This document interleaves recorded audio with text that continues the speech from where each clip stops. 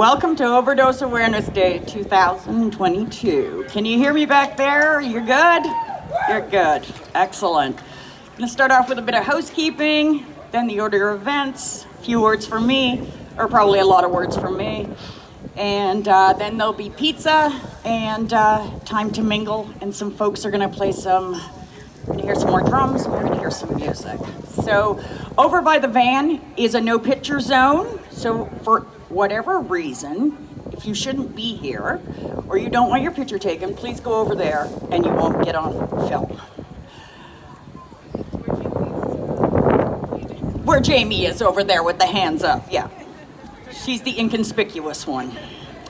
My purple bandanas. There's folks walking around with purple bandanas. Can you put your arms up in the air?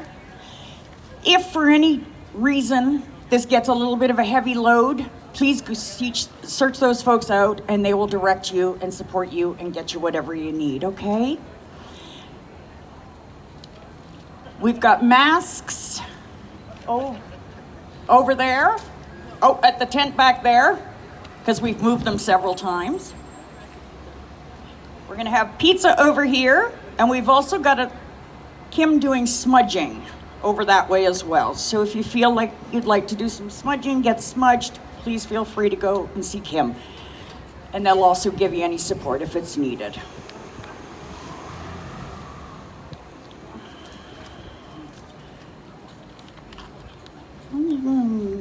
Yeah, you can hold this. So on next year's list, we're gonna get a podium.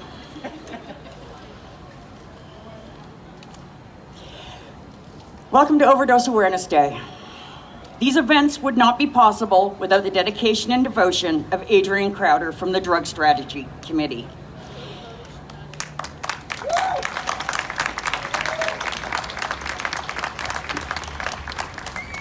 So hold that applause. She happens to be on vacation this year. This is the first year that we've ever been able to hold Overdose Awareness Day on International Overdose Awareness Day, August 31st. So we join with the rest of the world, remembering the folks that we've lost. So when she booked her vacation, she just assumed it would never happen on this day, and it has. So thank you for all your work, Ms. A. And I would also like to thank the lovely Olivia. Olivia is the behind the scenes who makes things happen, especially in the computer world for myself and Adrian, and also with the mic here. Olivia, your dedication and devotion does not go unnoticed. Thank you so much, Olivia.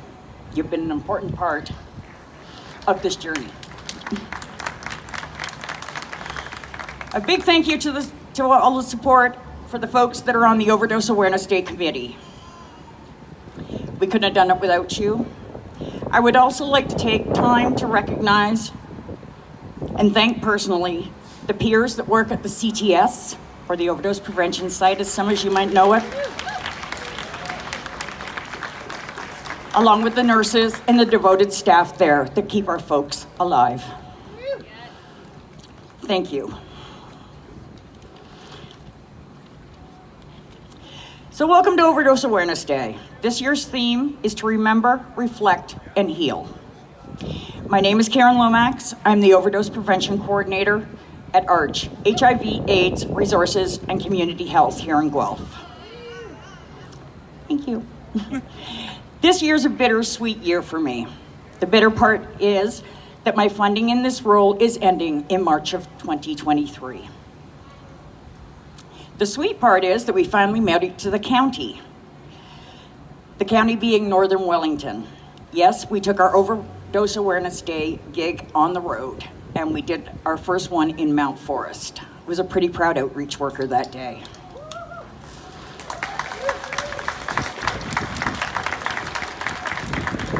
I'd like to apologize to the county because it took longer than it should. Please remember, we will be back and look forward to seeing you again next year and here on.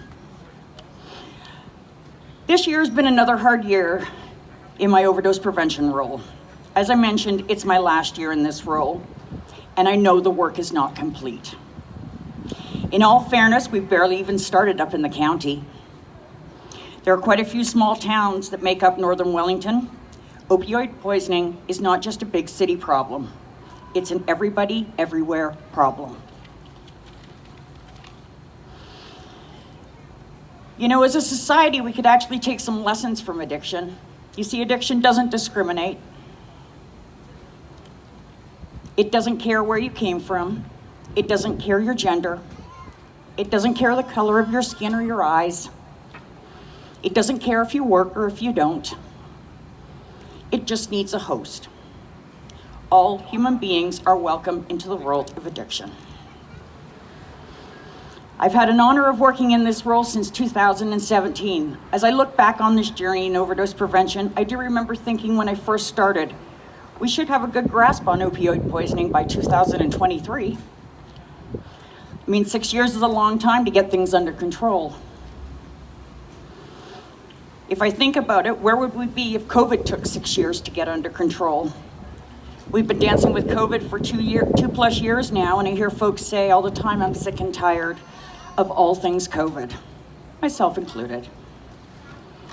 You may now be thinking, you can't compare opioid poisoning to COVID. Well, why not? It is my speech, for one thing. And in my opinion, there's similarities.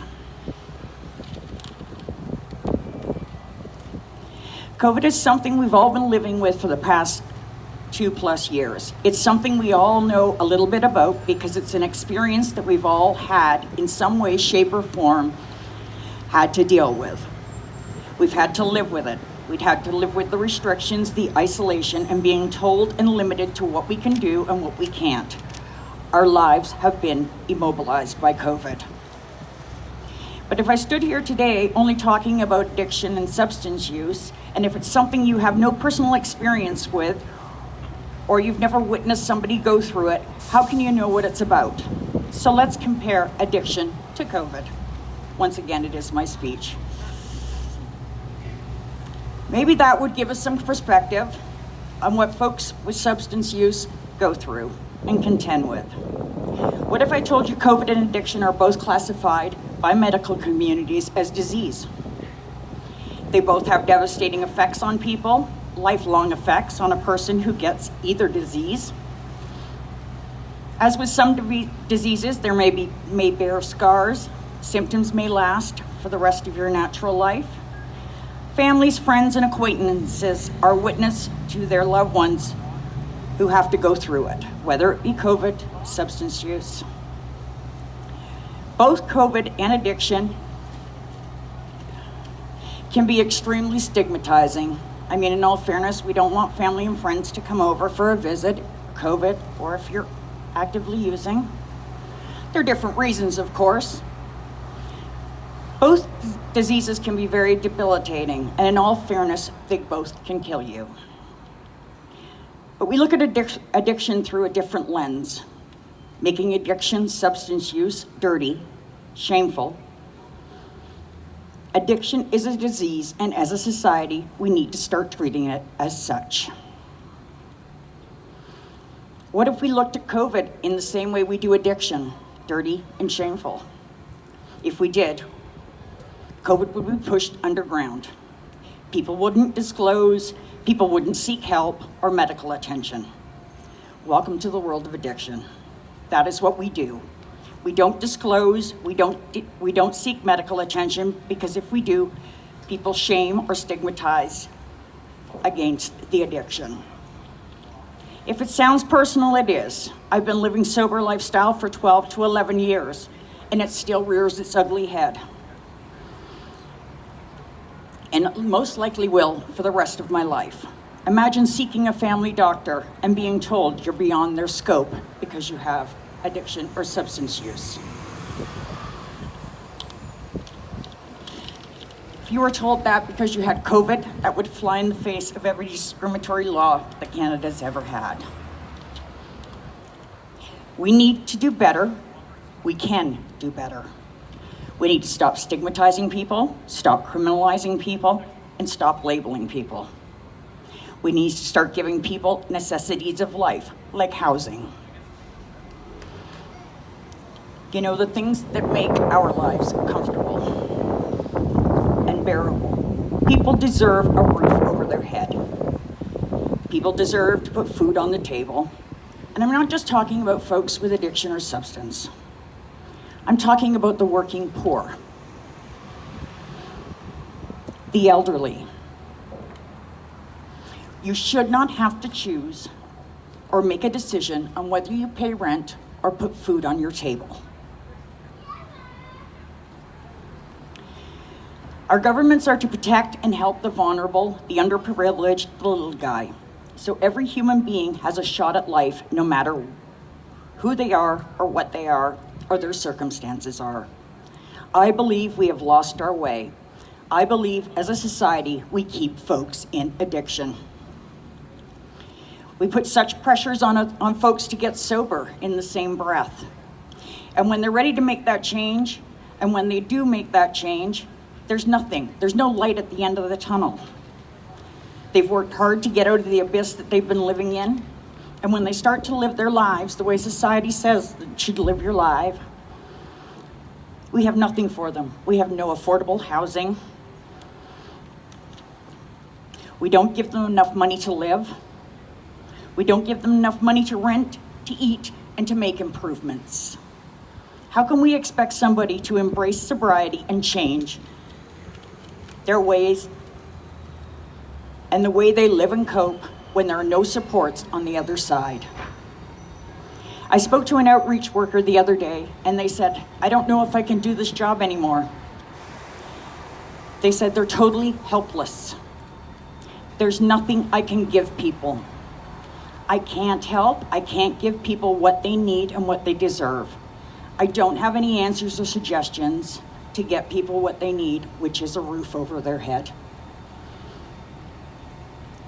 People need places to live, reasons to move forward.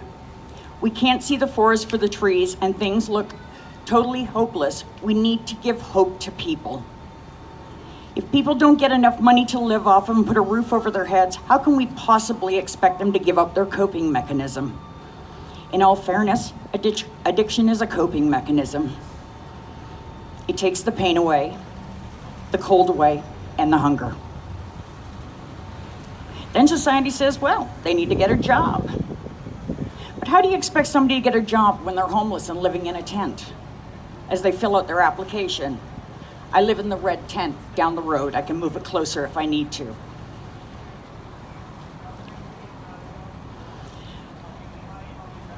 We're doing things backwards. People need and deserve the necessities of life.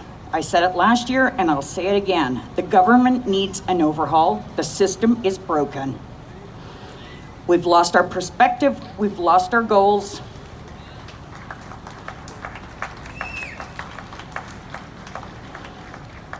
We've lost our perspective, we've lost our goals, we've lost our way at helping the people that need our help.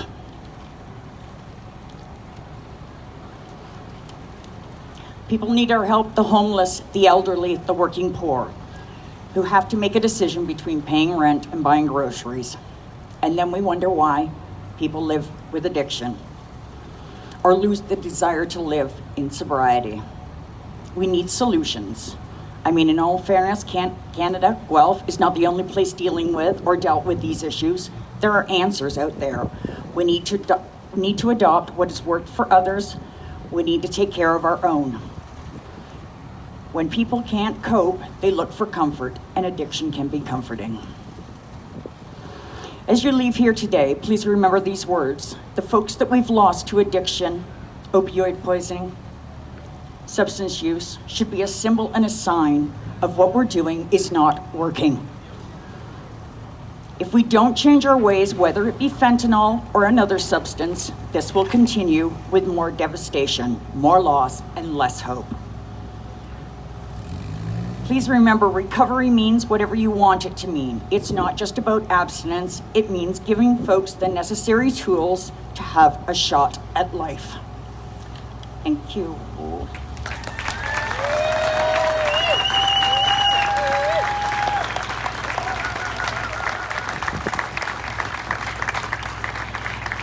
From here, we're going to go into the die-in. Then we're going to have a moment of silence for the folks that we have lost. At that, we will have a bit of an open mic. I have an email that showed up in my email this morning that I've been told I need to read, so we will do that. And then we will do our conclusion for the day. So if I could get my folks that are laying down for the day.